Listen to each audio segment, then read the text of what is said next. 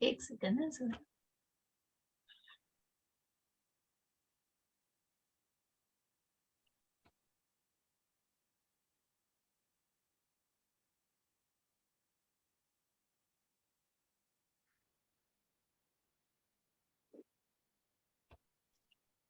Okay. तर आपण या ज्या 10व्या अध्यायाला सुरुवात करतो आहोत. सुरुवात करण्याआधी आपण श्री श्री राधा गोविंद यांच्या चरणी साष्टांग दंडवत करूया आणि त्यांचे आशीर्वाद घेऊया.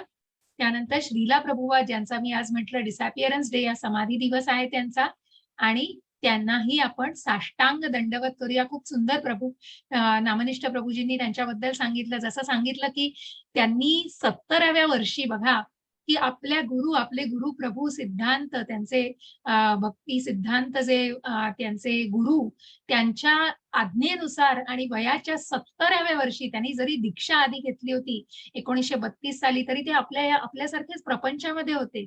आणि त्यानंतर मग गुरूंनी पुन्हा त्यांना जेव्हा आदेश दिला होता, तेव्हा निश्चितच त्यांनी स्वतःला पूर्णपणे त्याच्यात झोकून देण्यासाठी, आणि मग तू कृष्ण भावना परदेशामध्ये सुद्धा, म्हणजे फक्त इंडियामध्ये नाही, फक्त भारतात नाही, तर तू सगळ्या जगभर हा कृष्ण भावनेचा प्रसार कर. आणि त्या कृष्ण भावनेचा प्रसार करण्यासाठी प्रभुपाद निघाले. मग जसं नामनिष्ठ प्रभूंनी खूप सुंदर आठवणी सांगितल्या. आता त्यांची सुंदर आठवण सांगितली, की कशाप्रकारे त्यांना जे पूर्वीचं जे शिपचं जे त्यांच्या कार्गो शिपवर ते गेले, त्याचे जे ओनर होते, त्यांच्याकडे ते गेले होते. परंतु त्यांनी सांगितलं, "अहो, तुम्ही 70व्या वर्षी तुम्हाला काही त्रास होईल, तर आम्ही तुम्हाला तिकीट देऊ शकत नाही."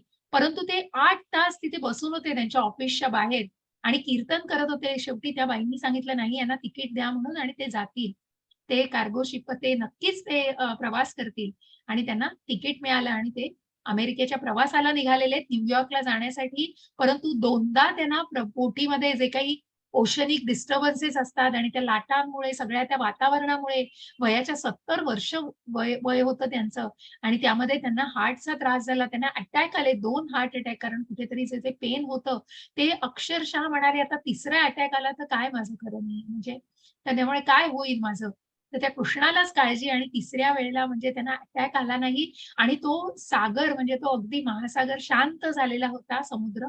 त्यामुळे ते कुठल्याही प्रवासात अडथळा आला नाही त्यांना, आणि ते न्यूयॉर्कला थेट जाऊन पोहोचले. तिथे हिप्पींमध्ये बघा की अनेक जसं नामनिष्ठ प्रभू म्हणाले की तरुण वर्ग, आणि या तरुण वर्गाची त्यांना साथ मिळाली. 10,000 शिष्य वर्ग त्यांना मिळाला, की जिथे कृष्ण कोण आहे, महाभारत काय आहे, आणि कशाचाही काही पत्ता नाही. परंतु ज्या प्रकारे त्यांनी ते कीर्तन केलं आणि त्या नामस्मरणातून त्यांनी जे वाचायला दिलं लोकांना, बॅक टू गॉडहेड हे मॅगझिन वाचायला दिलेलं, आणि ते मॅगझिन वाचून आपण म्हणतो की बघा, वाचल्यानंतर पूर्वी कुठे होतं होय सगळे डिजिटल वर्ल्डमध्ये.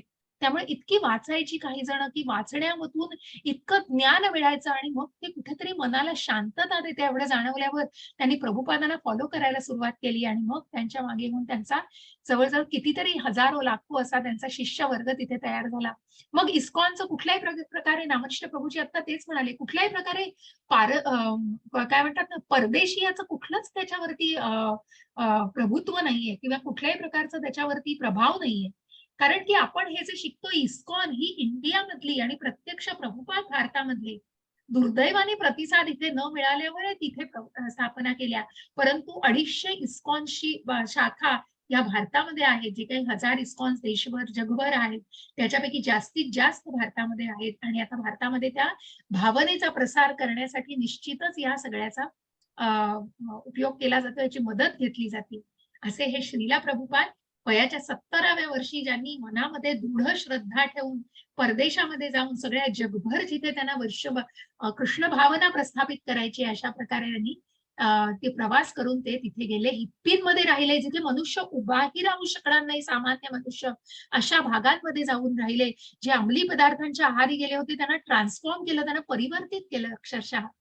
आणि मग अनेक हिप्पींमध्ये राहिले, आणि त्यांचंही मनपरिवर्तन करण्यामध्ये अगदी पूर्णपणे ते यशस्वी झाले, आणि त्यांनी भगवद्गीतेच्या माध्यमातून आणि भगवंतांच्या, की जे भागवताचं वाचन केलं जायचं, अनेक पुस्तकं लिहिली आहेत भक्तांवर.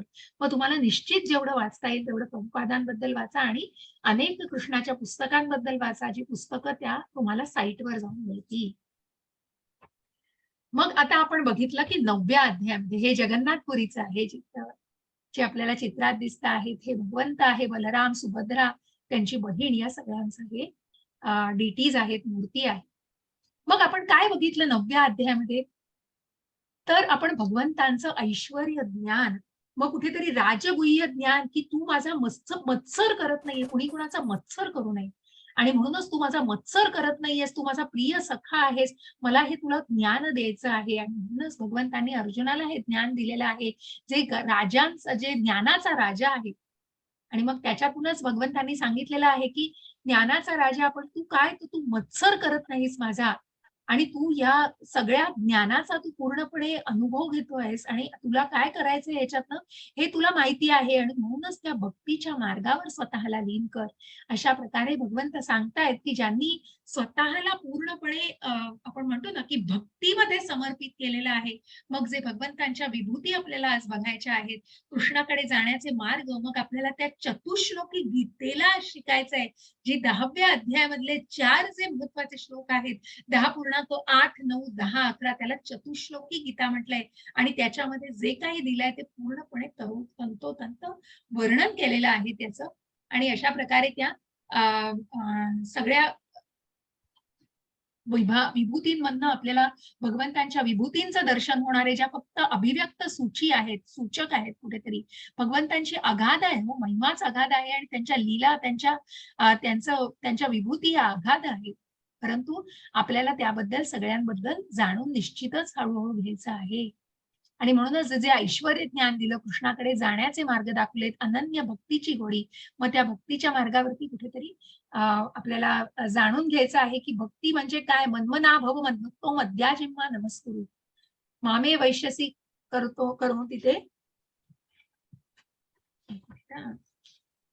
महात्मा मत परायण हा एखादा शब्द कुठेतरी गडबड होते, न व्हायला एकदा रेफर केलेलं बरं.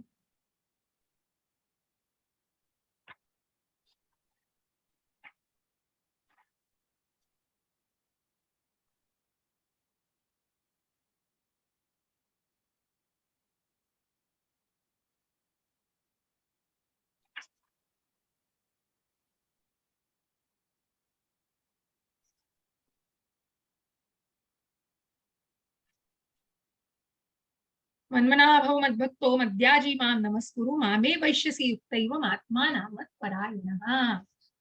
अशा प्रकारे भगवंतांनी सांगितलंय मग शेवटच्या श्लोकामध्ये, की मग भगवंतांची भक्ती करणं कठीण आहे का? जे विमूढ लोक आहेत, जे नराधम आहेत, मूर्ख लोक ज्यांना म्हटलंय भगवंतांनी, अशा मूर्ख लोक अज्ञानामध्ये, ज्ञानाच्या अभावी, ज्या तर्कशास्त्रावर मग भगवंताला जे मानतच नाहीये, जे आस्तिक नसून नास्तिक आहेत पूर्णपणे, आणि जे म्हणतायत की फक्त पृथ्वी तलावर येताना भगवंत जन्म घेतायत मनुष्याचा, पण पुन्हा ते ब्रह्मरूपामध्ये आणि ते एका शक्ती रूपामध्येच आहेत, त्यामध्येच ते त्यांचं पूजन करतात.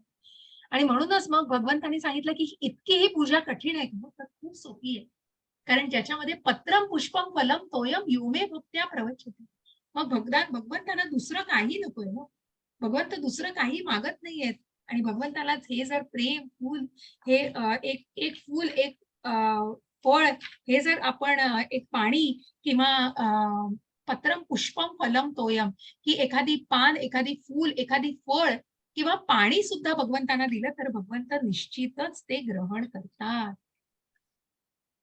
आणि म्हणून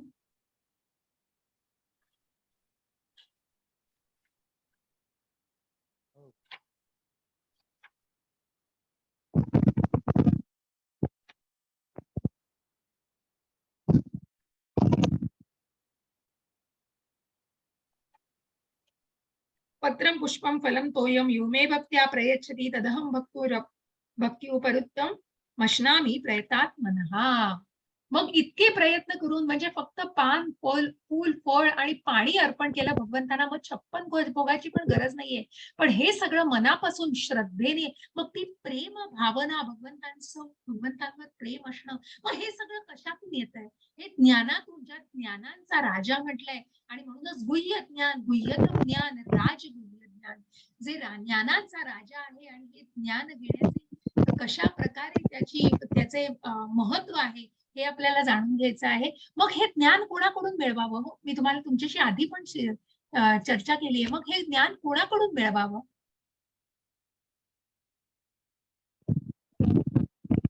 काही सांगू शकता का? हरे कृष्ण चॅट मध्ये सांगू शकता?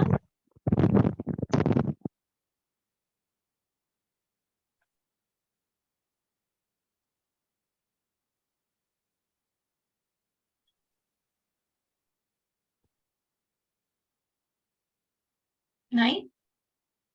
काही प्रयत्न करा नक्कीच. काय प्रश्न विचारलाय मी?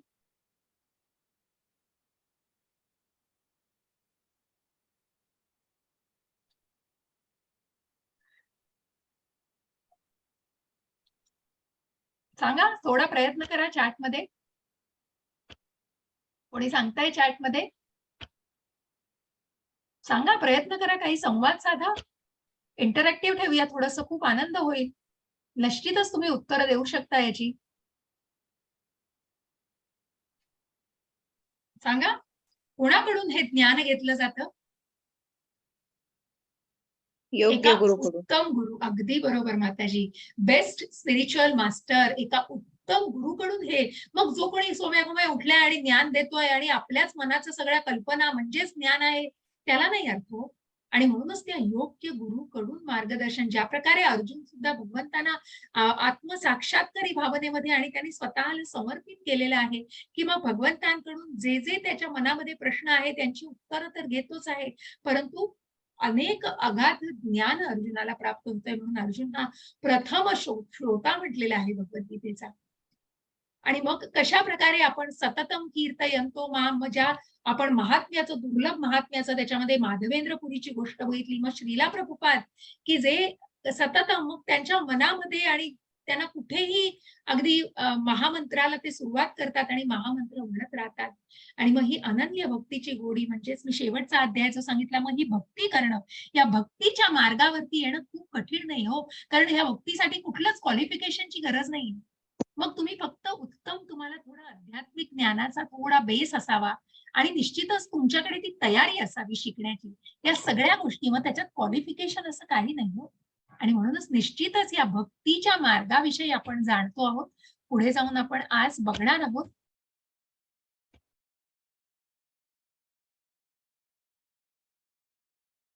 मग याही आधी आपण कुठेतरी फरक बघितलेला होता, की कृष्ण अज्ञात आहे आणि सर्वांचा उगम आहे. जो कृष्ण, जो भगवंत अव्यक्त आहे आणि तो काय म्हणतो ना आपण त्याला, की सगळ्यांचा उगम आहे, परंतु त्यांना जाणणं, मग हेच आपल्याला जाणून घ्यायचंय आजच्या अध्यायामध्ये, की कृष्ण अज्ञात आहेत म्हणजे नक्की काय आहे आणि अजन्म आहेत, कशा प्रकारे हे ज्ञान आत्मसात करायचंय, मग ती शुद्ध भक्ती कशी गाठायची, कारण भगवद्गीतेचं सार, मग ज्याच्यामध्ये ती शुद्ध भक्ती वर्णन केलेली आहे, ते निश्चितच तुम्हाला वाचून दाखवले असते. अर्जुनाने कृष्णाचे सर्वोच्च पद स्वीकारले आणि मग जेव्हा कृष्ण काही प्रश्न करतो तेव्हा अर्जुनाने त्यांचं सर्वोच्च पद स्वीकारलेलं आहे.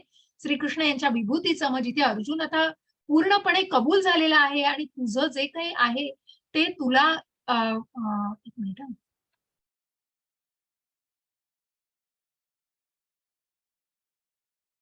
स्लाइड्स पुढे मागे.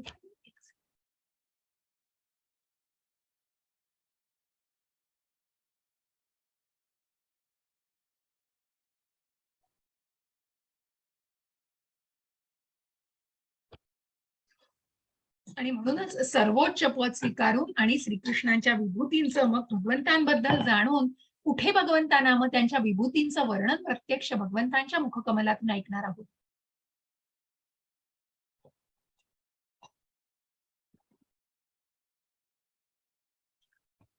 अशा प्रकारे आपण 10व्या अध्यायाला, मग याला चतुश्लोकी गीता म्हणतात. 8, 9, 10, 11 याला चतुश्लोकी गीता म्हणण्याचं कारण, की याच्यामध्ये सुद्धा भगवद्गीतेचं सार, जे भगवंतांनी प्रत्यक्ष त्यांच्या मुखकमलातून सांगितलेलं आहे, मग त्या सगळ्याविषयी, जसं आपण कालचा अध्याय मन्मना भव मद्भक्तो बघितला, तसेच हे 4 अध्याय ज्याच्यामध्ये आपण शिकणार आहोत संबंध काय आहे भगवंतांशी संबंध, मग त्याच्यासाठी ते भगवान रूप, ती श्रद्धा दृढ करणं पाहिजे.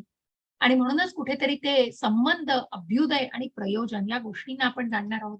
मग संबंध म्हणजे भगवंतांशी संबंध जोडला जाणं, भगवंतांचं नामस्मरण, या सगळ्या गोष्टीतून भगवंतांशी संबंध, त्यांच्याविषयीचं स्तुती करणं, भगवंतांविषयीचं बोलणं आणि अनेक गोष्टीतून भगवंतांची, भगवद्गीतेचं हे सार जाणून घेणं.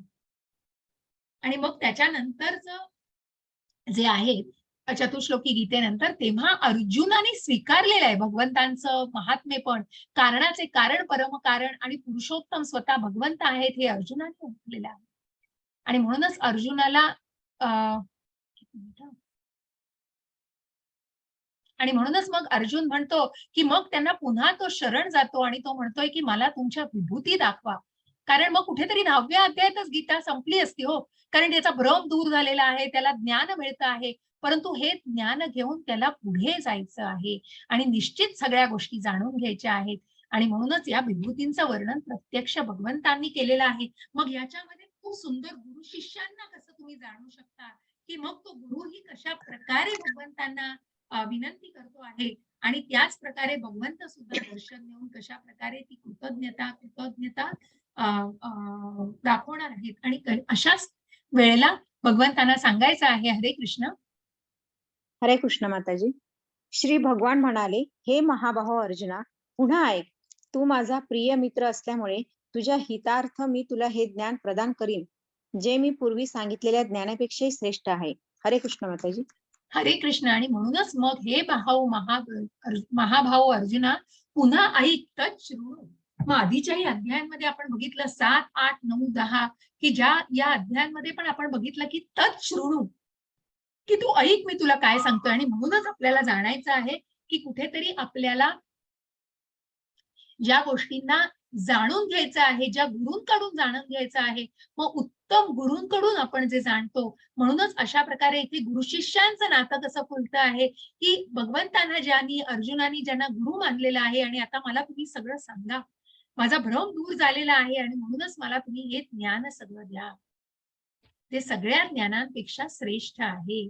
नमे विदुः सुरगणः प्रभवं न महर्षयः अहमादिर्हि देवानां महर्षीणां च सर्वशः.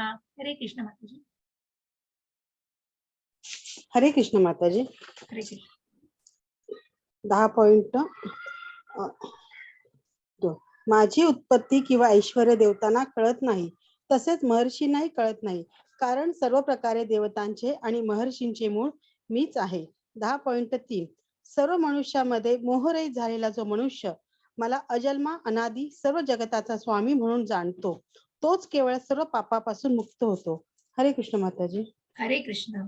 आणि म्हणूनच मग भगवंतांनी सांगितलंय की मग माझी उत्पत्ती, ऐश्वर्य देवतांना देखील. मग हे चित्रामध्ये कोण दिसतंय हो तुम्हाला? याच्या आधीही मी बऱ्याच वेळा हा प्रश्न विचारला, कोण दिसतंय चित्रामध्ये आपल्याला?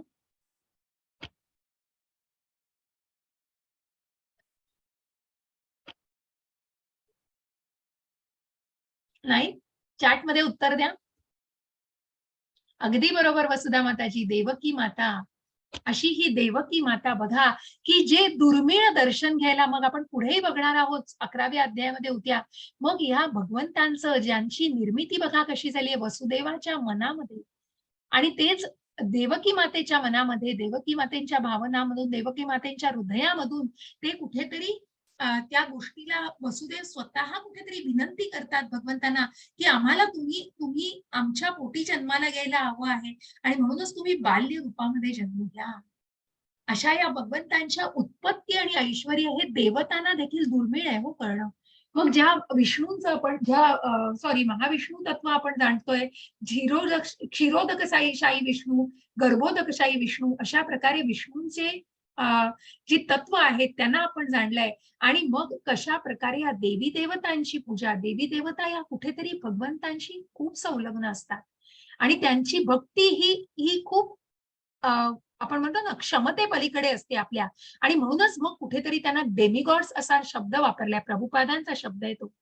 आपण निरनिराळ्या प्रकारे देवळांमध्ये बघतो. मग कशा प्रकारे त्या पॉझिटिव्ह वाईब्स आणि त्या प्रकारचे त्यांच्या तसं वातावरण होणं हे खूप गरजेचं असतं.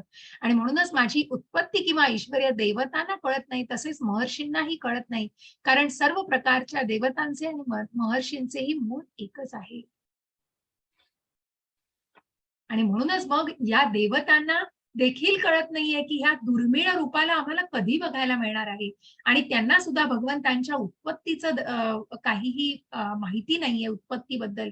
सर्व मनुष्यामध्ये मोहरहित झालेला जो मनुष्य मला अजन्मा मग ज्या भगवंतांना अजन्मा अद्वितीय पुरुषोत्तम म्हणून जाणलेला आहे, तो केवळ सर्व पापांपासून मुक्त होतो. आपल्याला इथे चित्रामध्ये शंकर दिसत आहेत, ब्रह्म दिसत आहेत. कशा प्रकारे आपल्याला याच्यातून भगवंतांचं दर्शन मिळतंय. मग दुर्मिळ असा लाभ, याची संधी न सोडणं हे उत्तम. आणि म्हणूनच जसं मी म्हटलं की आज ही संधी मिळाली होती, अध्ययनाचा वर्गाला कुठेतरी उशीर करता आला, पण एवढी सुंदर सुवर्ण संधी सोडणं हे अजिबात योग्य नव्हतं आणि ते होणारही नव्हतं. परंतु त्यासाठी जे मी सुरुवातीला काही एक्सप्लेनेशन दिलं, आणि म्हणूनच आपण थोडासा अध्याय लांबेल आपला. सर्व मनुष्यांमध्ये मोहरहित झालेला जो मनुष्य मला अजन्मा सर्व जगताचा स्वामी मानतो, तो केवळ पापांपासून मुक्त होतो.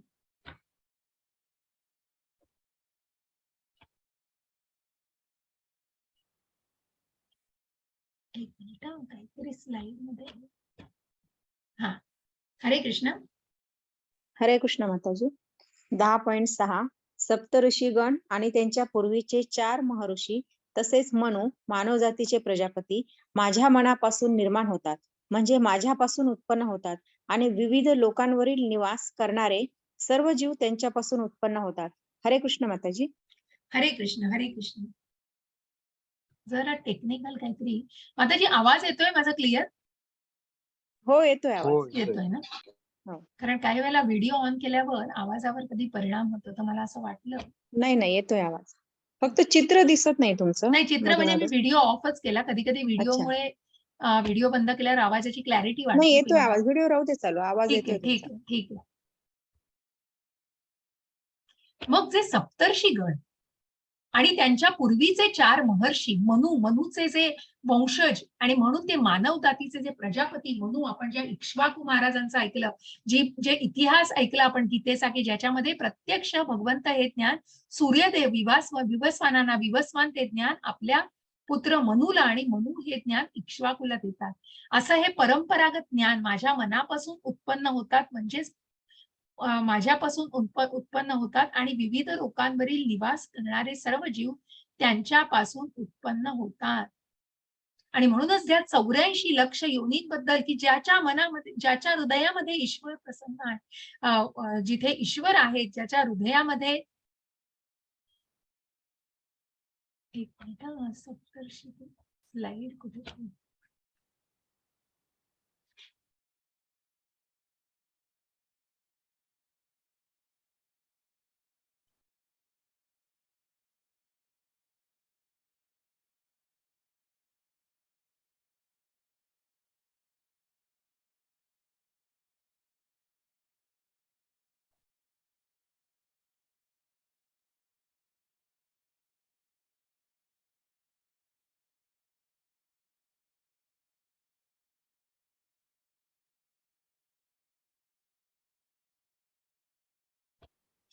सॉरी ना, मी पुन्हा लावून जरा बघितलं, कारण माझ्या इथे आवाज थोडासा मला वाटलं येत नाही, म्हणून मी पुन्हा जरा रिसेट केलं ते.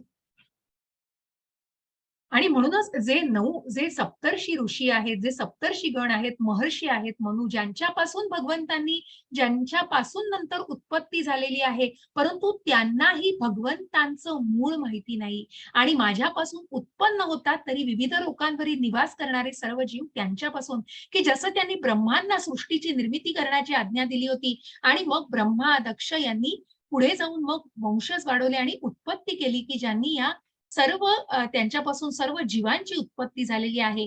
आणि म्हणूनच माझ्या मनापासून भगवंतांची जी इच्छा, कालही आपण म्हटलं, की ज्या भगवंतांना अजन्म आहेत, अद्वितीय पुरुषोत्तम म्हणून जे जाणता आहेत, तेच दुर्लभ असे आत्मे आहेत, दुर्लभ असे महात्मे आहेत, ज्या ईश्वरपुरीच्या माधवेंद्रपुरींची आपण कथा वाचलेली आहे.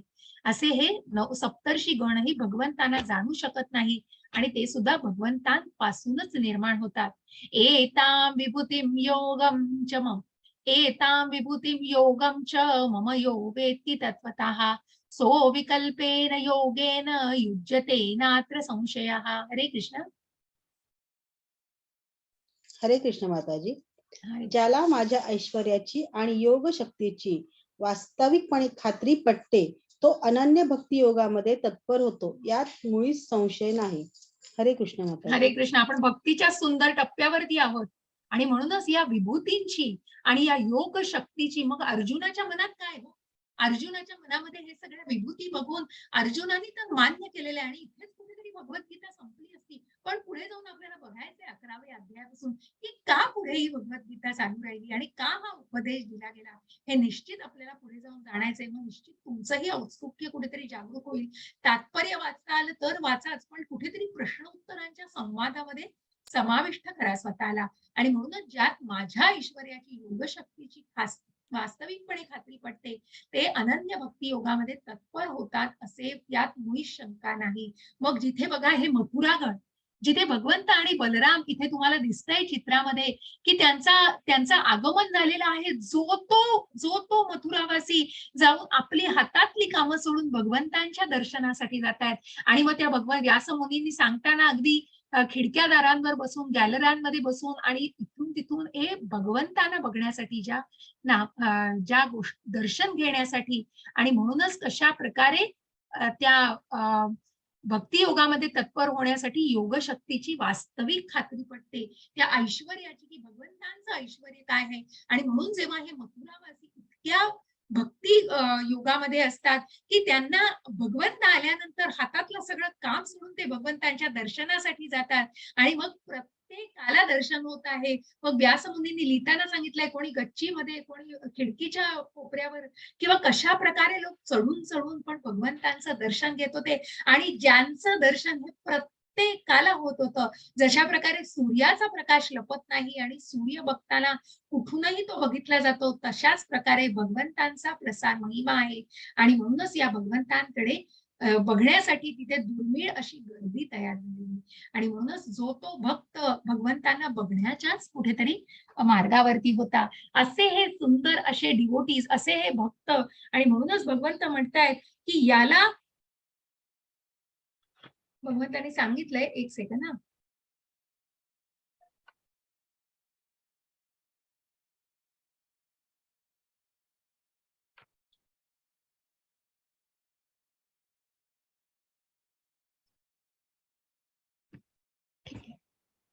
अशा प्रकारे भगवंतांचं दर्शन झालेलं आहे. आणि म्हणूनच मग मी नंतर सांगितलं तशी चतुश्लोकी गीता आपल्याला याच्यामध्ये ऐकायची. आणि म्हणून या भक्ती योगामध्ये, या भक्तीच्या टप्प्यावरती जिथे श्रद्धा महत्वाची, जसं मी आधीही सांगितलं की श्रद्धा, मग का 10 पावलं पुढे जाऊन 5 पावलं मागे येत आहेत, का आध्यात्मिक मार्गावरती उन्नती साधली जात नाही, का तो विश्वास संपादन केला जात नाही, का ती कृष्ण भावना पूर्णपणे दृढ होत नाहीये, कारण तिथे कुठेतरी श्रद्धा कमी पडते. परंतु हे सगळे बघा भक्त की भक्त मनामध्ये इतकी दृढ निष्ठा आहे आणि भगवंतांवर प्रेम हो, असं प्रेम करणारे भक्त आहेत भगवंतांचे. आणि म्हणूनच भगवंतांना सुद्धा ते तितकेच प्रिय आहेत. आता हे जे 8, 9, 10, 11 श्लोक आहेत ते गीतेविषयी सांगतायत. आणि भगवद्गीतेचा हा उपदेश आणि त्यांच्यामध्ये कशा प्रकारे संबंध, अभ्युदय आणि प्रयोजन या गोष्टींना आपल्याला जाणून घ्यायचं आहे. अहम सर्वस्य प्रभवो मत्तः सर्वं प्रवर्तते इति मत्वा भजन्ते मां बुधा भाव समन्वितः. हरे कृष्ण. हरे कृष्ण माताजी. मी सर्व प्राकृत आणि आध्यात्मिक जगतांचा उत्पत्ती करता आहे. सर्व काही माझ्यापासून उद्भवते. जे बुद्धिमान मनुष्य हे पूर्णपणे जाणतात ते माझ्या भक्तीमध्ये संलग्न होतात आणि अंतःकरणपूर्वक मला भजतात. हरे कृष्ण माताजी. हरे कृष्ण. आणि म्हणूनच इथेच कुठेतरी या भगवद्गीतेचं सार आणि अत्यंत हे महत्वाचे श्लोक आहेत 8, 9, 10, 11 ज्याच्यामध्ये तुम्हाला गीता संक्षिप्त स्वरूपात समजू शकतो. आणि म्हणूनच भगवंत सांगतायत की ज्या परा अपरा शक्तीचं, ज्या प्राकृत भौतिक प्रकृतीचा आणि आध्यात्मिक प्रकृतीचा उत्पत्ती करता हा मीच आहे. ज्या ब्रह्मांनी ज्याची निर्मिती केली ते दुसरे निर्माते आहे. पण प्रत्यक्ष बीज कोणी प्रदान केलं तर भगवंतानी. सर्व काही माझ्यापासून उद्भवते. जे बुद्धिमान मनुष्य हे पूर्णपणे जाणतात ते भक्तीमध्ये संलग्न होतात आणि अंतःकरणपूर्वक मला भजतात. आणि म्हणूनच या भजन क्रियेतून कुठेतरी तो संबंध, मग प्रभुपादांनी खूप सुंदर उदाहरण दिलं आहे की एक मुलगा आणि मुलगी एकमेकांना आवडतात आणि मग त्यांच्यामध्ये काही बोलणी सुरू होतात आणि मग ते ठराविक दिवसांनी असं ठरवतात की मग जे भेटतात त्याच्यानंतर हे कुठेतरी संबंध, मग त्यांचा संबंध काय होऊ शकतो की ते एकमेकांना अणाभाका देतात लग्नाच्या आणि मग यांचं लग्न होतं. आता ही लग्न संस्था मग कुठेतरी कशा प्रकारे जबाबदाऱ्या मग हा संबंध म्हणजे काय, तर एकमेकांनी लग्न बंधनात एकमेकांना अडकवलंय. आणि मग त्याच्याही पुढे जाऊन कशा प्रकारे याच गोष्टीतून आपण जाणू शकू, की मग भक्तीमध्ये संलग्न आणि त्या भगवान रूपावर स्वतःचा संबंध प्रस्थापित करणं, हाच संबंध भगवंतांशी संबंध प्रस्थापित करणं. आणि ते भक्तीमध्ये जे संलग्न असतात ते अंतःकरणपूर्वक भगवंतांना भजतात.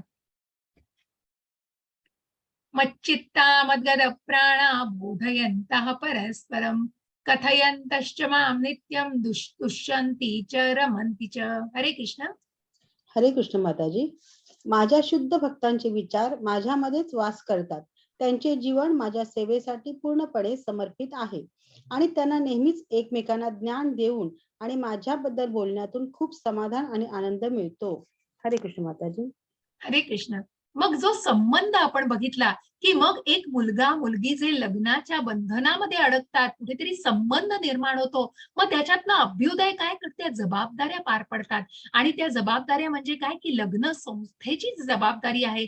त्यामध्ये ते स्वतःला अडकवतात. आणि कशा प्रकारे मग त्याच्यापासूनच, की त्या जबाबदाऱ्यांमधून कुठेतरी प्रयोजन काय असतं, तर मग त्याच्याही पुढे जाऊन कृष्ण भावनेने आपण वागायचं आणि कृष्ण भावना भावित अशा संतानाला जन्म द्यायचा. अशा या जबाबदारी म्हणजे संबंध कुठेतरी अभ्युदय, ज्या एकमेकांच्या जबाबदाऱ्या वाटून घेणं आणि त्या संसार रूपी अशा त्या सुंदर अशा या संस्थेमध्ये एकमेकांना सांभाळून ते विचार करणं हे अत्यंत महत्वाचं आहे. आणि म्हणूनच पुढे जाऊन की कशा प्रकारे इथे बघा श्रीला प्रभुपाद दिसतायत आणि सगळ्यांच्या चेहऱ्यावर आपण हा व्हिडिओ बघूया छोटासा.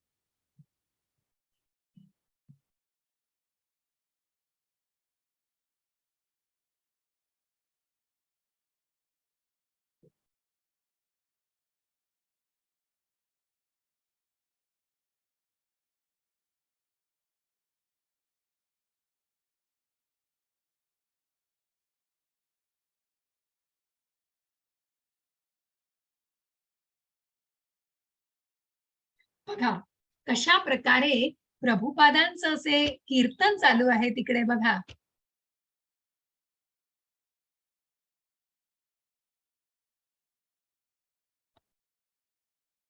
आणि असे हे शुद्ध भक्त बघा, इस्कॉनचं हे खूप मोठं वैशिष्ट्य आहे, की जिथे भक्तांचा विचार भक्तांमध्येच वास केला जातो आणि जे भक्तांचं असोसिएशन आहे, भक्तांचं सत्संग आहे, म्हणूनच शुद्ध भक्तांचे विचार माझ्यामध्ये वास करतात.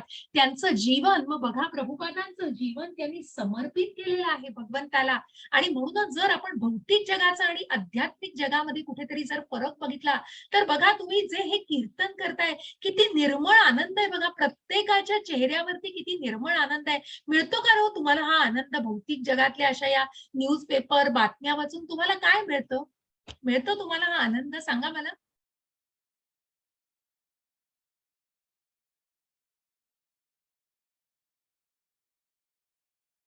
नाही मिळत मनीषा माताजी, अगदी बरोबर वसुधा माताजी. का नाही मिळत? कारण कुठेतरी निराशावादी असतं. कुठेतरी तो पेपर उघडला की त्याच्यातल्या बातम्याच अशा असतात की त्या सगळ्या कुठेतरी निराशावादी मन करत असतात.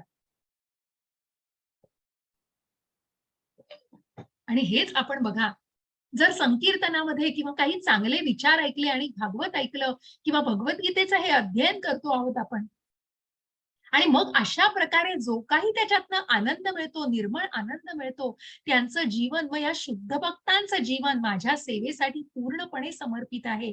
त्यांना नेहमी मग एकमेकांबद्दल भगवंतांविषयी बोलणं, मग ज्या महामंत्राविषयी जे काही चॅन्टिंग केलं जातं त्याविषयी बोलणं, प्रत्येकाची महती सांगितली जाते. हे सगळं त्या बोलण्यातून जाणवतं आणि जे काही समाधान आणि आनंद मिळतो, तो तुम्ही प्रत्यक्षच बघताय. म्हणूनच मच्चित्ता मद्गद प्राणा बोधयंत परस्परम. जो काही एक्सचेंज होतो, म्हणजे काही शेअरिंग होतं, गप्पा मारल्या जातात. कथयंतश्च माम नित्यम तुष्यन्ति च रमन्ति च. अशा प्रकारे आपण हा संबंध कुठेतरी अभ्युदयाच्या मार्गाने जातोय पुढे, हे बघायचा प्रयत्न करतो आहोत. आणि म्हणूनच त्या अभ्युदयानंतर मग त्याचं प्रयोजन काय असतं हो? अभ्युदय म्हणजे काय? तर मग ह्या साधू संग, भजन क्रिया, की या निरनिराळ्या ऍक्टिव्हिटीज मधनं आपण कृष्णा कॉन्शियसनेस म्हणजे कृष्ण भावना कशी अजून दृढ करू शकतो हे जाणणं महत्वाचं आहे. म्हणून असे हे शुद्ध भक्त की ज्यांच्या नुसत्या इनिशिएटिव्ह, की त्यांनी नुसती कुठेतरी मनामध्ये आपल्या काय म्हणतात ना त्याला, जिद्दीने असं ठरवलं की हो आपल्या गुरुचं आज्ञेचं पालन करायचं आणि परदेशात जाऊ नये. मग जिथे आता नामनिष्ठ प्रभूजी सांगत होते की कृष्णही माहित नाही, परंतु प्रभुपाद यायचे, एखाद तास बोलायचे वगैरे, पुन्हा जायचे, तेव्हा तो तरुण वर्ग प्रभुपादांचा फॉलो करायचा की कुठे जातात, कुटीरात, आणि प्रभूजी एका छोट्या रूम मध्ये की तिथेच त्यांचं जेवण, इतक्या काटेकोरपणे आणि कुठेतरी खूप काटकसरीपणाने त्यांना राहायला लागलं होतं. आणि म्हणूनच मग फक्त मनात काय हो, की दृढ भावना आपल्या गुरूंच्या आदेशाचं पालन करायचं. मग रात्रंदिवस ती पुस्तकं लिहून आणि सततम कीर्तयन्तो माम, अशा प्रकारे सतत त्या कीर्तनामध्ये राहायचं. तेषां सततयुक्तानां भजतां प्रीतिपूर्वकं ददामि बुद्धियोगं तं येन मामुपयान्ति ते. हरे कृष्ण. हरे कृष्ण स्वाती माताजी. हरे कृष्ण माताजी. हरे कृष्ण. वाचा सुनैना जे माताजी, वाचा. जे प्रेमाने माझी सेवा करण्यासाठी सतत समर्पित असतात त्यांना मी समज देतो की ते माझ्याकडे येऊ शकतात. हरे कृष्ण माताजी. एक सेकंद ना, मला एक सेकंद द्या, मी एक कॉल घेतो.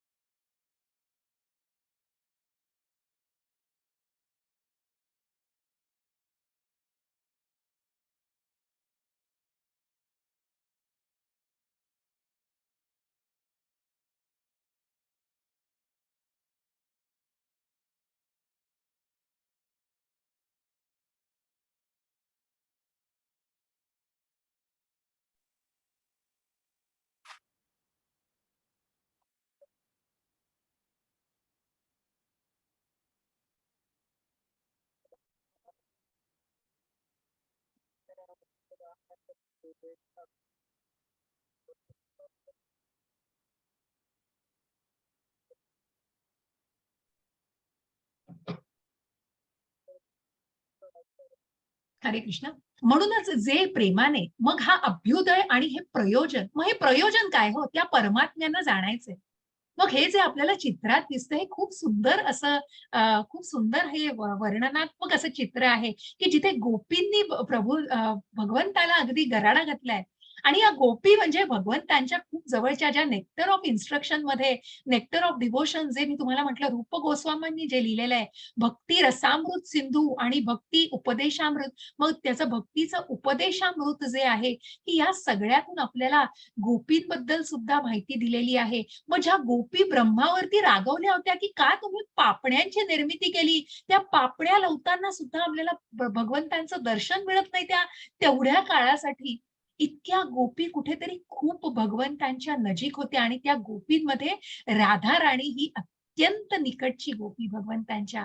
आणि जे राधा राणी आणि भगवंतांचा जो संबंध, की प्रत्यक्ष भगवंतांना सुद्धा हे नातं उलगडलं नव्हतं, की त्यांनी ते राधा राणीचं तत्व जाणून घेण्यासाठी प्रत्यक्ष चैतन्य महाप्रभूंचा अवतार घेतला होता. असं हे सगळं इतकं इतकं म्हणतो ना माधुर्य रस हा. आणि जिथे आपल्याला राधाकुंड, श्यामकुंड वृंदावनामध्ये, ज्या गोलोकामध्ये सुद्धा तेच सगळं दृश्य असतं, तेच वृंदावनामध्ये आपल्याला दिसतं. आणि कशा प्रकारे त्या श्यामकुंड आणि राधाकुंड बाजूबाजूला आहेत, त्याच्या सगळे पास टाइम्स, त्याच्या सगळ्या कथा आहेत त्याच्यामध्ये. कृष्णा पुस्तकामध्ये खूप सुंदर सुंदर कथा आहेत. आणि म्हणूनच मग जे प्रेमाने, ज्या गोपींनी भगवंतांची प्रेमाने सेवा केली आहे बघा, हे प्रेम आपल्याला जाणायचंय. या प्रेमाविषयी खूप सुंदर एक कथा मी तुम्हाला सांगणार आहे. हरे कृष्ण. आवाज प्लीज येऊ देऊ नका.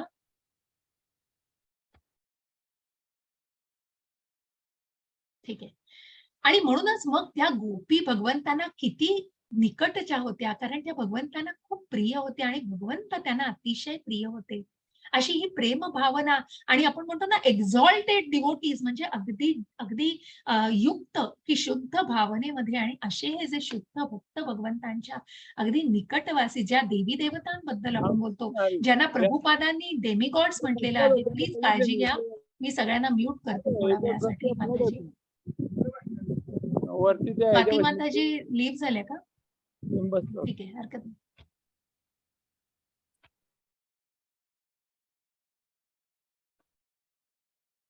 आणि म्हणूनच मग ही प्रेम भावना, ज्या भक्तीच्या टप्प्यामध्ये मी तुम्हाला सांगितलं, की जिथे पहिली श्रद्धा महत्वाची, मग ती श्रद्धा, साधुसंग, भजन क्रिया, आणि मग अनर्थ निवृत्ती, की ज्याच्यापासून अनासक्त, आपल्याला या भौतिक जगापासून कुठेतरी अनासक्ती पाहिजे. आणि मग ती जपनामाची रुची, चव, आणि मग तो प्रेम भाव, तो हरिनामाचा भाव आणि तो प्रेम भाव, की ज्या समाधिस्थ अवस्थेपर्यंत आपण जातो, तिथे तो संबंध प्रस्थापित होतो आणि त्याचं प्रयोजन पूर्ण होतं. जे काही प्रयोजन त्याचं असतं, ते प्रयोजन या परमात्म्याला शोधण्याचं असतं.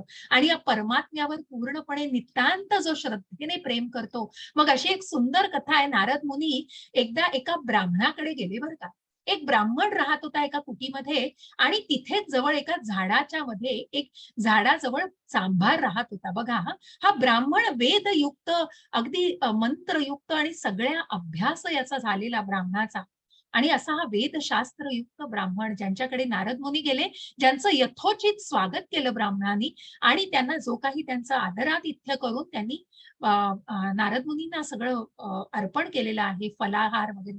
आणि त्याप्रमाणे नंतर सगळं झाल्यानंतर आदरातिथ्य घेऊन जेव्हा नारद मुनी तिथून निघतात, तेव्हा ब्राह्मण त्यांना एक प्रश्न विचारतात, की तुम्ही इथून विष्णूंकडे जाणार असाल, तर तुम्ही विष्णूंना एक प्रश्न विचाराल, की मला मोक्ष प्राप्ती कधी मिळेल, मला कधी वैकुंठवास मिळेल, गोलोकाला, भगवंतांच्या धामाला मी कधी पोहोचेन?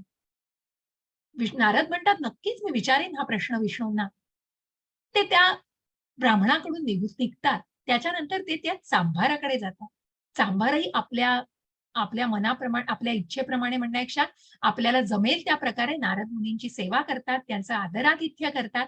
आणि तेही नारद मुनींना जाताना तोच प्रश्न विचारतात, की मला कधी वैकुंठवास मिळेल, की मला या जन्मानंतर मला भगवंतांचा धामाला कधी प्राप्ती मिळेल. नारद म्हणतात, हो, मी तुमचा प्रश्न विचारेन. नारद मुनी विष्णूंकडे जातात. विष्णूंकडेच गेल्यावर ते म्हणतात, असं असं पृथ्वी तलावर मी गेलो होतो, तिथे ब्राह्मणाने आणि चांभाराने तुमच्यासाठी हा प्रश्न विचारलेला आहे.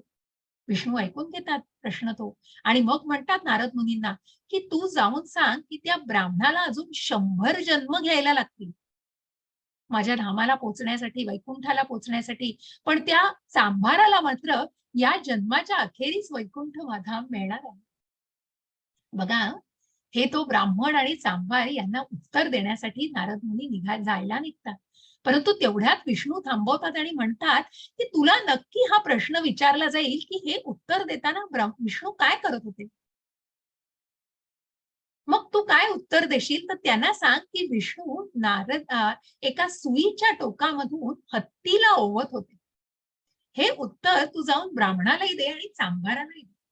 नारद मुनी म्हणतात, हो, जसं जसं गुरूंची आज्ञा, भगवंत प्रत्यक्ष भगवंतांचीच आज्ञा ती, जे काही सांगतात भगवंत त्याप्रमाणे ते जाऊन त्या चांभाराला आणि ब्राह्मणाला सांगणार असतात. त्याप्रमाणे ते ब्राह्मणाकडे जायला निघतात. ब्राह्मणाकडे जातात, पुन्हा त्यांचा आदरातिथ्य होतं वगैरे आणि मग ब्राह्मण नारद मुनी सांगतात ब्राह्मणांना, की तुम्हाला वैकुंठवास मिळणार आहे. तुम्हाला हे धाम मिळेल भगवंतांचं ते कधी? तुम्हाला 100 जन्मांनंतर मिळेल. ते ब्राह्मण एकदम असा आश्चर्यचकित होतो आणि कसं काय शक्य आहे हे? असं म्हणाले विष्णू. तेव्हा नारद मुनी म्हणतात, "हो, असं मिळालंय." पण मला एक प्रश्नाचं उत्तर द्याल का प्लीज गुरुदेव? की हे उत्तर देताना विष्णू काय करत होते? ते कुठल्या काय करत होते म्हणजे त्या क्षणी? तेव्हा ते सांगतात, की ते सुईच्या टोकातून हत्तीला ओवत होते. हे जेव्हा उत्तर ब्राह्मण ऐकतात, तेव्हा ते म्हणतात, तरीच त्यांनी असं उत्तर दिलं. ते असं काहीतरी करण्याच्या प्रयत्नात होते म्हणूनच त्यांनी असं उत्तर दिलं. त्यांना विश्वास बसेना आणि कसं काय असं शक्य आहे आणि सुईच्या टोकातून हत्ती होता ना म्हणूनच काहीतरी असं उत्तर मिळालेलं आहे. परंतु तिथून ते निघतात नारद मुनी आणि जातात चांभाराकडे आणि चांभार प्रश्न विचारतो त्यांना आदरातिथ्य वगैरे करतो आणि मग काय विष्णूंनी उत्तर दिलं माझ्या प्रश्नाचं? तर तुला या जन्माच्या अखेरीस वैकुंठधाम मिळणार आहे. हे ऐकल्यानंतर तो चांभार वेडा होऊन नाचू लागतो तिथे आणि अक्षरशः भगवंतांच्या स्तुतीमध्ये स्वतःला लीन करून टाकतो आणि अगदी आनंद होतो त्याला, की तो विश्वासच बसत नाही त्याला. आणि तो म्हणतो, "काय करत होते विष्णू यावेळेला?" असं उत्तर दिलं विष्णूंनी तेव्हा. भगवंत काय करत होते? ते म्हणाले, "भगवंत सुईच्या टोकातून हत्तीला ओवत होते." हे ऐकल्यावर तर तो ब्राह्मण अगदी भान हरपून नाचायला लागतो आणि इतका आनंद होतो त्याला आणि तो आनंदाने अगदी नाचू लागतो. नारद मुनींना समजत नाही. नारद मुनी आश्चर्य त्यांना वाटतं.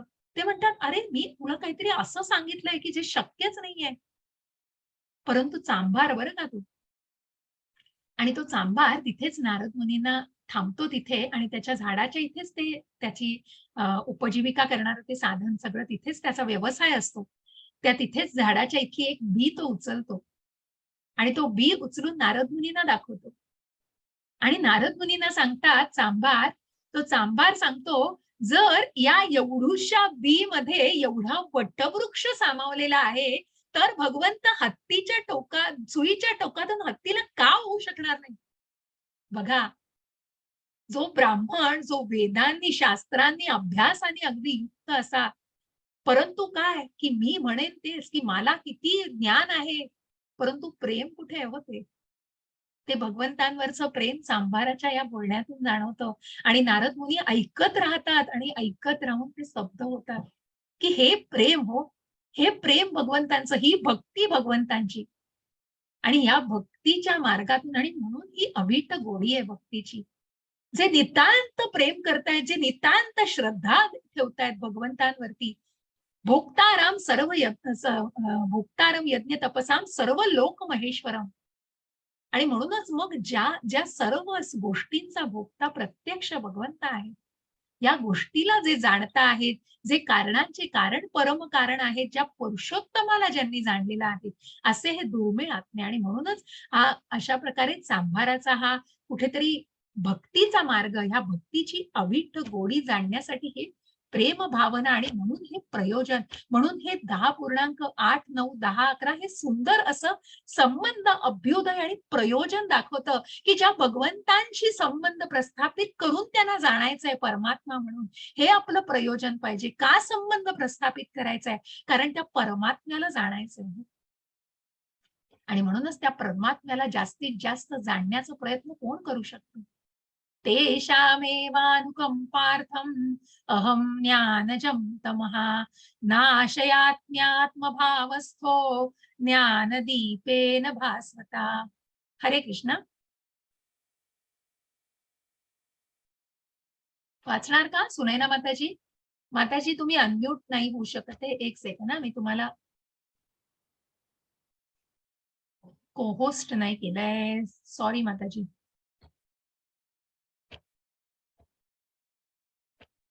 हा माताजी, तुम्ही अनम्यूट होऊ शकता. हरे कृष्ण.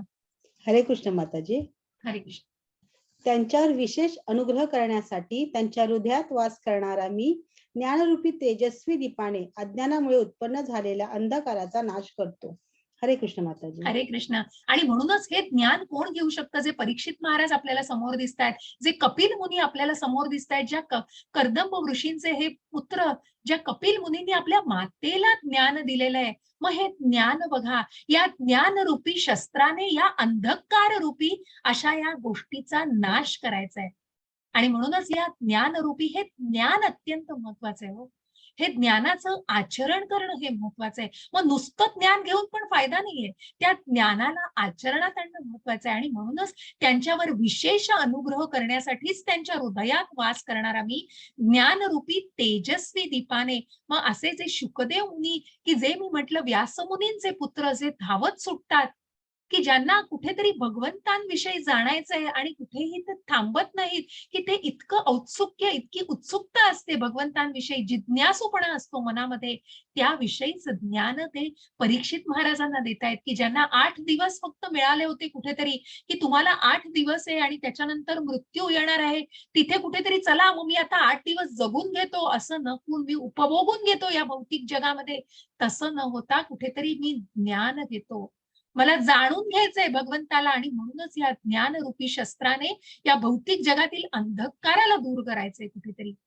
आणि या अज्ञानरूपी अंधकाराला दूर करायचंय. ज्ञानाच्या शस्त्राने अज्ञानाच्या अंधकाराला निश्चितच दूर करू लागलं.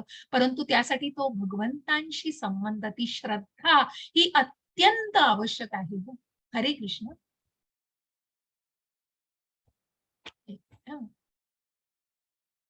अर्जुन उवाच परं ब्रह्म परं धाम पवित्रं परमं भवान् पुरुषं शाश्वतं दिव्यम् आदिदेवमजं विभुम् अहुस्त्वां ऋषयः सर्वे देवर्षि नारदस्तथा असितो देवलो व्यासः स्वयं चैव ब्रवीषि मे.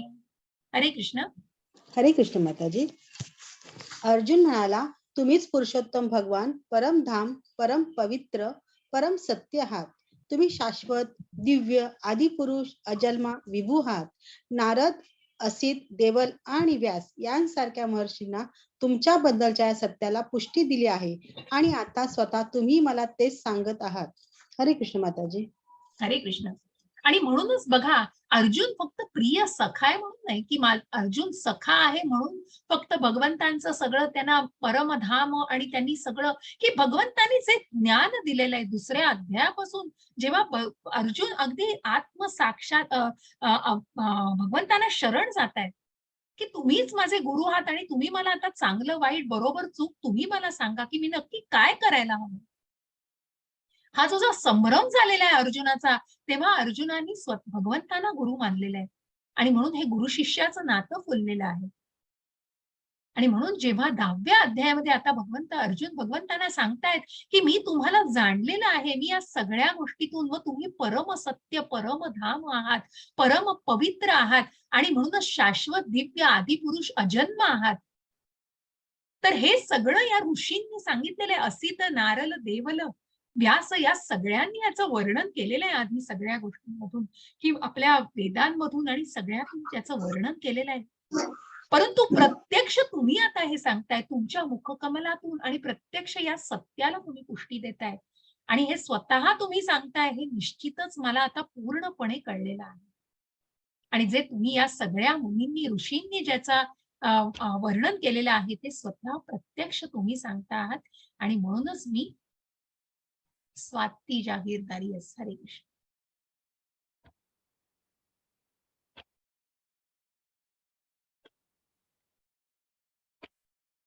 आणि म्हणूनच मग तुम्ही सांगत आहात हे मला, तर मला आता हे मी पूर्णपणे कळून चुकलेलो आहे. सर्वमेतरदं मन्ये यन्मां वदसि केशव नहि ते भगवनं व्यक्तिं विदुर्देवान दानवः. हरे कृष्ण. वाचा स्वाती माताजी, वाचा. हरे कृष्ण. हरे कृष्ण. सर्वच गेले होते का मी एकटीच गेली होती? नाही, सगळे नाही, तुम्ही एकट्याच लीव्ह झालेल्या ऍक्च्युली. हो का? हे झालं तुमच्या काहीतरी काहीतरी प्रॉब्लेम नेटवर्कचा झाला. इश्यू असेल माताजी. हरे कृष्ण. हे कृष्णा, तुम्ही जे सर्व मला सांगितले आहे ते मी पूर्णतया सत्य मानतो. हे भगवान, देवता तसेच दानव तुमचे व्यक्तित्व जाणू शकत नाहीत. 10.15 हे पुरुषोत्तम, हे भूत भावन, भूतेश, देवाधिदेव, हे जगतपते, खरोखर तुम्ही केवळ आपल्या अंतरंगा शक्तीद्वारे स्वतःला जाणू शकता. हरे कृष्ण माताजी. हरे कृष्ण. आणि म्हणूनच मग भगवंतांच्या ज्या अंतरंग शक्ती, ज्या परा अपरा शक्ती, मग ज्या प्रकारे आपण उद्या 11व्या अध्यायात बघणार आहोत की तिथे प्रत्यक्ष कुरुक्षेत्रावर उपस्थित असताना सुद्धा भगवंत तिथेच अर्जुनाला आपलं विश्वरूप दर्शन आपल्या आपल्या त्या शक्तीद्वारेच दाखवतायत. मग ज्या भगवंतांच्या शक्ती आहेत त्या अंतरंग शक्तीद्वारेच भगवंत हे ज्ञान अर्जुनाला, आणि म्हणूनच अर्जुन म्हणतायत की तुम्हीच केवळ हे आपल्या शक्तीद्वारे करू शकता. मी तुमचं महात्म्य जाणलेलं आहे. जे काही तुम्ही मला सांगितलं आहे ते मी पूर्णपणे जाणतो आणि सत्य मानतो. देवता तसे जाणव सुद्धा तुमचं व्यक्तित्व जाणू शकत नाही. हे भूत भावन भूतेश देवाधिदेव, ज्या ब्रह्मा शिव यांचा सुद्धा ज्याच्यामध्ये समावेश आहे आणि ज्याची उत्पत्ती सुद्धा भगवंतांपासूनच झालेली आहे, अशा जगतपते की ज्यांची जगाची उत्पत्ती केलेली आहे, अशा जगतपते खरोखरच तुम्ही आपल्या अंतरंगी शक्तीद्वारे, मग जसं जेव्हा अर्जुनाने हे भगवंतांना सांगितलं की अर्जुनाला कुठल्याही प्रकारचं भगवंतांनी फोर्स केले नाही किंवा कुठे लादलं नाहीये काही, पण ज्या प्रकारे अर्जुनाने प्रत्यक्ष मग हे कुठेतरी जाणायचंय, हा अप्रोच किती महत्वाचा आहे, गुरु शिष्यांचा अप्रोच. मग गुरुही भगवंत अर्जुन शिष्याला त्याप्रमाणेच वागवतायत आणि शिष्यही गुरूंना त्याचप्रमाणे एक आदर देऊन कशा प्रकारे त्यांच्याकडून ते ज्ञान आत्मसात करता आहेत, कारण त्या शक्तीद्वारे भगवंतांच्या ते जाणलं जात आहे. आणि म्हणूनच मग भगवंतांविषयी जाणताना आपल्याला त्या दिव्य शक्तींविषयी जाणायचं आहे की कशा प्रकारे अर्जुन म्हणतायत की मग मी कुठल्या तुझ्या शक्तींवर स्वतःला ध्यान करू आणि कशा स्वरूपामध्ये मी तुझं स्मरण करू. हरे कृष्ण. सुनयना कृष्ण. माताजी वाचा. हरे कृष्ण. 10.17 हे योगेश्वर कृष्णा, मी तुमचे कसे निरंतर चिंतन करावे आणि मी तुम्हाला कसे जाणावे. हे भगवंत, कोणकोणत्या विविध रूपात मी तुमचे स्मरण करावे. 10.18 हे जनार्दन, कृपया आपल्या योग शक्तीचे आणि ऐश्वर्याचे विस्ताराने वर्णन करून सांगा. तुमच्याबद्दल श्रवण करून मी कधीच तृप्त होत नाही, कारण मी जितके अधिक श्रवण करतो तितके अधिक मला तुमच्या अमृतमयी संभाषणाचे रसास्वादन करण्याची इच्छा होते. हरे कृष्ण माताजी. हरे कृष्ण. भगवंताला अर्जुन सांगतायत की मी थकत नाहीये हो. तुमचं वर्णन जसं मी म्हटलं की मग ह्या भौतिक जगामध्ये आपण जेव्हा इतर काही गोष्टी बघतोय वाचतोय तेव्हा किती त्याच गोष्टी आणि किती त्याच गोष्टींविषयी आपण की किती निराशाजनक सगळ्या बातम्या ऐकतो हे ऐकतो, पण हे ज्ञान बघा तुम्ही की जो तुमच्यासारखे जे दुर्मिळ लोक बघा, खरोखर मी तेच सांगते, 1 असो 10 असो 15 असो 50,000 असो, परंतु ते भक्त आणि ज्या शुद्ध विचारांनी आणि ज्या मुख्य म्हणजे उत्कंठेने तुम्ही हा अध्याय प्रत्येक ऐकायला येता आहात. बघा माझाही प्रयत्न असतो, कुठेतरी पुढे मागे होतं, कुठेतरी माझं ज्ञान सांगताना तुम्हाला निश्चित ते प्रश्न विचारा तुम्ही, परंतु प्रयत्न हा असतो की भगवंतांचा संवाद पोहोचावा तुमच्यापर्यंत. आणि तोच प्रयत्न आणि त्याच उत्कंठेने तुम्ही जे अध्ययन करता, जे श्रवण करता, ही एक उत्तम प्रकारची सेवा तुम्ही करताय भगवंतांची. आणि तीच तो श्रवण करणारा श्रोता हा अर्जुन होता पहिला. आणि ज्या हे सगळं भगवंतांची जसं मी म्हटलं की सगळी योजना आहे हो, आणि म्हणूनच त्या अर्जुनाद्वारे आपल्यापर्यंत तो उपदेश आपण श्रवण करावा. आणि म्हणून अर्जुन थकत नाहीये या अमृतमयी संभाषणाचं रसास्वादन मला अजून करायचंय. मी अमृताला अजून सेवन करू शकतो की म्हणूनच मला तुमच्याकडून हा उपदेश, आणि मग या उपदेशाचा खजिना भगवंतांनी उघडलेला आहे. असं हे उपदेशमयी अमृत आपण हे पितो आहोत. आणि म्हणूनच भगवंत आता प्रत्येक आपल्या विभूती सांगतायत. मग भगवंत म्हणतायत की मी तुला माझ्या विलोभनीय अभिव्यक्तींबद्दल सांगेन, परंतु प्रमुख अभिव्यक्ती मी तुला सांगतो, कारण खूप अमाप अनंत असं माझं ऐश्वर्य आहे.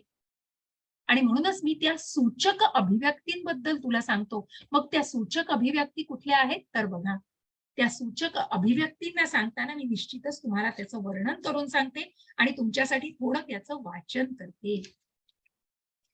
मग भगवंत सांगता आहेत की हे अर्जुना, सर्व जीवांच्या अंतर्यामी स्थित असणारा परमात्मा मी आहे.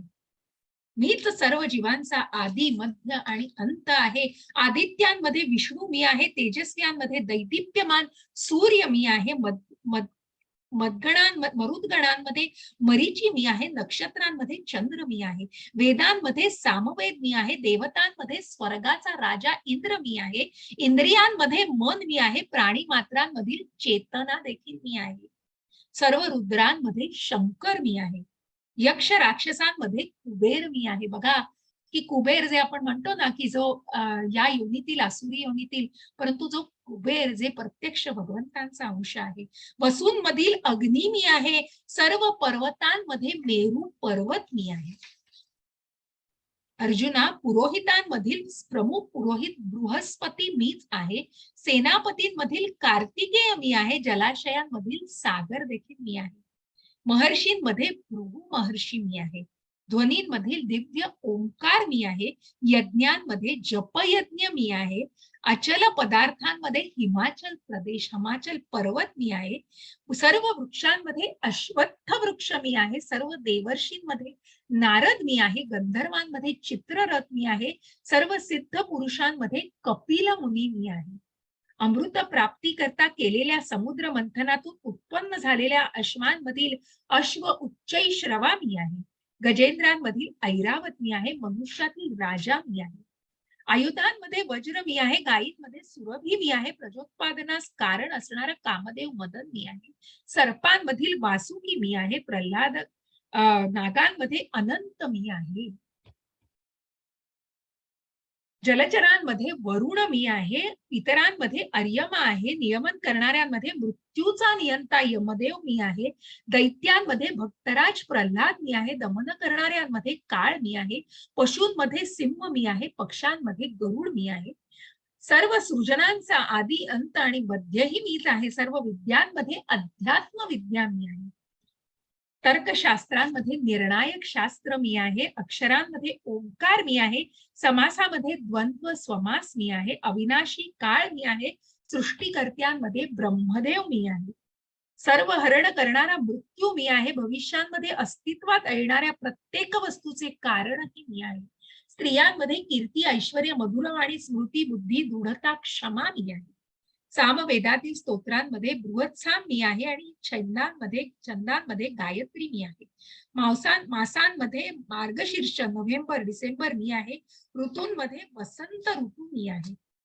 पसविण्यारांमध्ये द्यूत मी आहे, तेजस्व्यांचं तेज मी आहे, विजय मी आहे, साहस आणि बलवानांचेही बल मी आहे, वंशीयांमध्ये वासुदेव मी आहे, पांडवांमध्ये अर्जुन मी आहे, मुनींमध्ये व्यास मुनी मी आहे, महान विचारक कवींमध्ये उशना मी आहे, अराजकतेचं दमन करणाऱ्या सर्व साधनांमध्ये दंड मी आहे आणि जे विजयेच्छू आहेत त्यांची नीती मी आहे, रहस्यांमधील मौन मी आहे, ज्ञानीजनांमध्ये ज्ञान मी आहे, तसेच हे अर्जुना संपूर्ण सृष्टीचे बीज मी आहे, कोणताही चराचर प्राणी माझ्या विना अस्तित्वात राहू शकत नाही, हे परंतप माझ्या दिव्य विभूतींचा अंत नाही, मी तुला जे सांगितलं आहे ते माझ्या अनंत विभूतींचं एक केवळ सूचक आहे,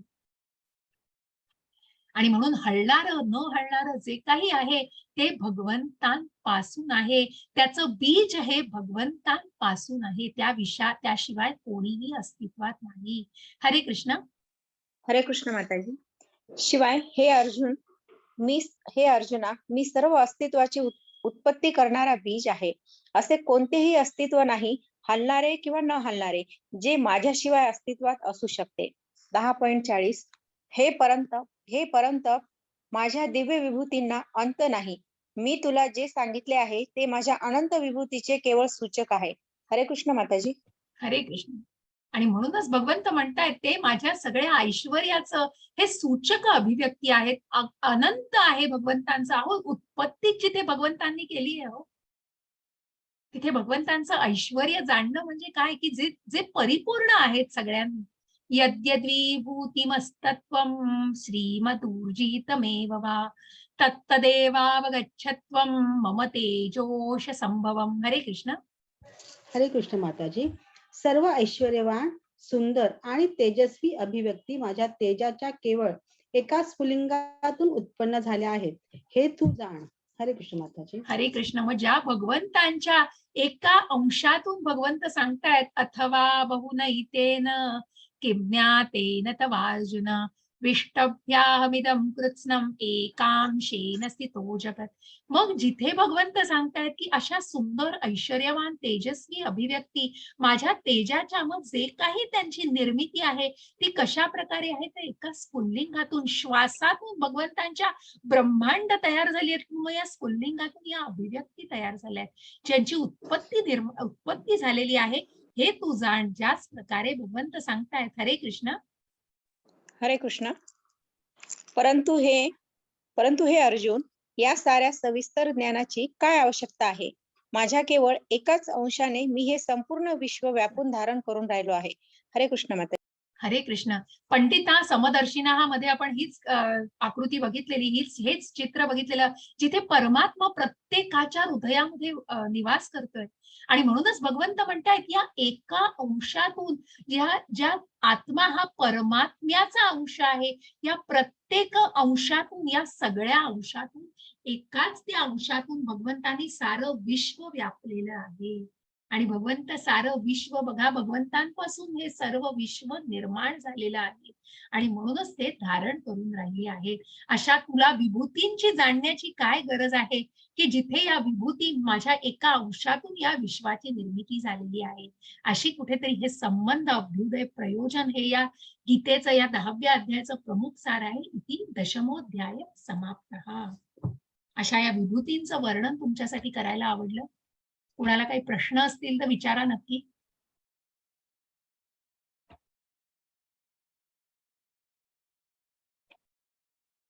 मी सगळ्यांना अनम्यूट करते.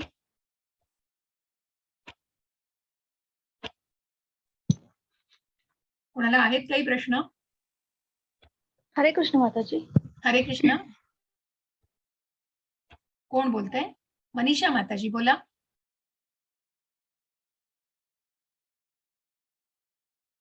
आवाज येत नाही माताजी तुमचा. हरे कृष्ण. कृष्णा पुस्तक नावाचा तुम्ही उल्लेख केलेला. हो हो तर ते काही इस्कॉन मंदिर मध्ये मिळेल? हो, मिळेल ना, नक्कीच मिळेल. तुम्ही जर, मी तुम्हाला ई बुक पण पाठवलंय, वेदा आयो म्हणून जी एक लिंक पाठवली आहे, त्याच्यावर जाऊन तुम्हाला पीडीएफ ई बुक मिळेल आणि अनेक पुस्तकं तुम्हाला इस्कॉनच्या, त्या मी ती साईटची शेअर केली आहे, पीडीएफ मध्ये पण आहे. ती शेअर केलेल्या साईटवर तुम्हाला पुस्तकं मिळतील आणि तुम्ही ऑर्डरही करू शकता ऑनलाईन. तुम्ही त्या साईटवर जा पुस्तकं विकत घेण्याच्या, तिथे तुम्हाला सगळी लिस्ट येते माताजी आणि तुम्ही निश्चितच ऑनलाईन सुद्धा घेऊ शकता. तुम्ही कुठे राहिला त्यावर आहे, इस्कॉन जवळ आहे का कुठे? आम्ही पुण्यामध्ये असतो आणि इस्कॉन मधले कॅम्प मधले इस्कॉन जे आहे ना, आर्मी कॅम्प मधलं, ते जवळ आहे. मग तुम्ही इस्कॉन मधून पण अजून आणू शकता, तिथे तर तुम्हाला हमखास मिळेल माताजी. ठीक, धन्यवाद. हरे कृष्ण. हरे कृष्ण. हरे कृष्ण. अजून आहे कोणाला काही प्रश्न? मी प्रार्थना म्हणते, वांछा कल्पतरुभ्यश्च कृपा सिंधुभ्य एव च पतितानां पावनेभ्यो वैष्णवेभ्यो नमो नमः. अनंत कोटी वैष्णव वृंद की जय. श्रीला प्रभुपाद की जय. श्री राधे गोविंद हरे कृष्ण हरे कृष्ण. असं आज खूप मी तुमच्याशी सगळ्यांशी जाताना, तेव्हा तुम्ही काही जण नसाल, पण तेच मी मगाशी शेअर केलं आणि आज खूप चांगला योग आला की नामनिष्ठ प्रभूजींचं, वैष्णवांचं दर्शन झालं. आपल्या क्लासमध्ये सुद्धा प्रभूजी कधीतरी देतील, बहुतेक व्हिजिट करतील. जर मिळालं तर ते दुर्मिळ दर्शन सोडू नका. आज प्रभूजींची सेवा करण्याची, खरोखर की जे काही त्यांनी आहार घेतला, तर ती खूप सुंदर संधी मिळाली. त्यासाठी भगवंतांचे लाख लाख आभार की खरंच इतकी सुवर्ण संधी की आपण नशीबवान म्हणून आपल्याला अशी संधी मिळते. आणि इतके प्रभूजी साधे आहेत आणि इतकं बोलणं त्यांचं निर्मळ आणि शांत आणि खूप छान त्यांनी प्रभुपादांविषयी सांगितलं आणि ते 10 मिनिटच बोलले, परंतु खूप ज्ञान म्हणतो ना आपण, ज्ञानाचा सागर असतात ही लोक. आणि अशा या आध्यात्मिक गुरूंकडून खूप छान माहिती मिळाली आणि म्हणून मला अध्याय चुकवायचा नव्हता. मी अध्याय पुढून नेला नाही, पण त्यासाठीच आपला अध्याय आज थोडा उशिरा झाला. उद्याच्या दिवस आपला अध्याय नसणार आहे. मला बाहेर जायचं आहे. मी रेकॉर्डिंग थांबवते 1 मिनिट.